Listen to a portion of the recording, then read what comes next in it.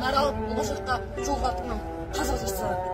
Бүгін біз Тараз қаласының орталық аумағындағы Төле би және Байзақ Батыр көшелерінің қиылысқан жеріндегі дәстүрлік мемориалдық Қарахан кесенесіне келіп қалдық. Кесенесі Қазақстанда 11 ғасырда сақталған сәулет өнер ескерткіші. Бұл ескерткіш бүгінде Тараз қаласының батыс шетінде орналасқан. Әйгілі Қараханның ханы әулетінен шыққан белгілі хан Шах Махмұд Қарахан қабірінің басына орнатылған. Күмбезі ғана құлаған бұл кесене 19 ғасырдың 90 жылдарына шейін сақталған. Тек 1905 жылы оның құлаған түгелдей бөлігі бұзып алынып, орнына жаңа кесене соғылған. Ол кесенені сол кездегі Ташкент нишаны Саид Баханов қаржыландырған болатын. Қарахан кесенесі өзінің әсемдігімен, сәулет өнерімен есей сәулет өнершілерін 1907 жылы таңдандырған болатын. Археологтар анықтағандай, бұл жерде 38 кірпіштен жасалған ой түрлері бар. Қарахан кесенесі 4 бұрышты. Ортаңғы кен бөлмеден және 3 бөліктен тұрады. Орталық бөлменің төбесі киіз үйге ұқсатыла жабылған. Артқы жағында 2 мұнарасы бар. Кесененің қас беті оңтүстікке қараған, ал оның ішіндегі қабір оңтүстіктен солтүстікке қаратыла қойылған.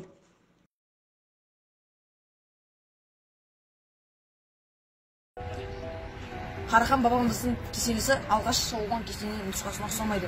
Себебі кесененің ішін өзінің кірпіштерімен қаласа, сыртын қалауға жаңа кірпіштер пайдаланды. Және де Қарахан бабамыздың есігі мынандай арқалық түспен безендірілген.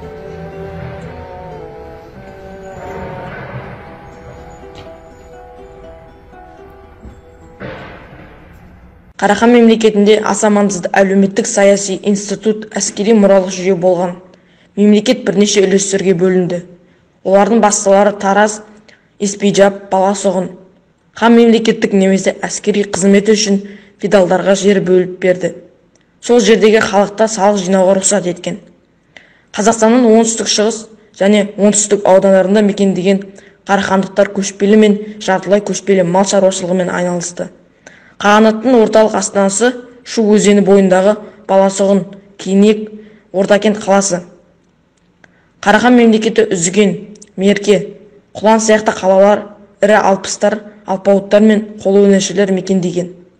Қараханиттер кезінде Тараз қаласы өркениет пен даму мәдениеті үлкен белес алады.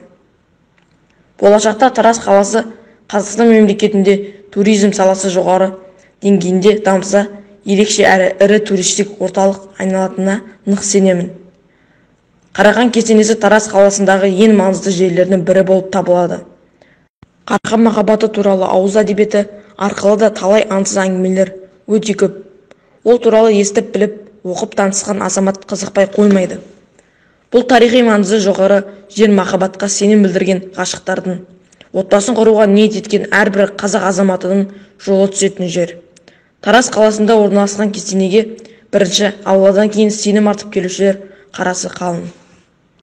Айша бибі шамамен 11-12 ғасырлардағы өмір сүрген ару қыз. Әкесінің есімі Айғожа. Айша бибі туралы ауыз әдебиетінде аңыз әңгімелер өте көп. Соның бірі, Айша бибі еліне сапарлап келген Қараханмен жүздесіп бір-бірін ұнатады. Алайда тұтқы елден елі жау шапқан естіген Қарахан дереу еліне аттанады. Уәделі кезде хабар болмаған соң алаңдаған Айша бибі күйеу жігіт еліне барып, бір хабарын білейін, аман болса алдыңызға келіп ақ батаңызды алып қосыламыз деп әкесінен рұқсат сұрайды. Бірақ қыз әкесі келісімін бермейді. 3 рет өтініп мәселе қайтқан Айша бибі 40 қыз жолдас ертіп Қараханның еліне өз бетімен аттанады. Ел шетіне таяғанда демалмақшы болып су бойына тоқтап жуынады. Сол кезде сәукеленің ішіне жасырынып қалған ұлы жылан Айша бибінің басына шағып алады.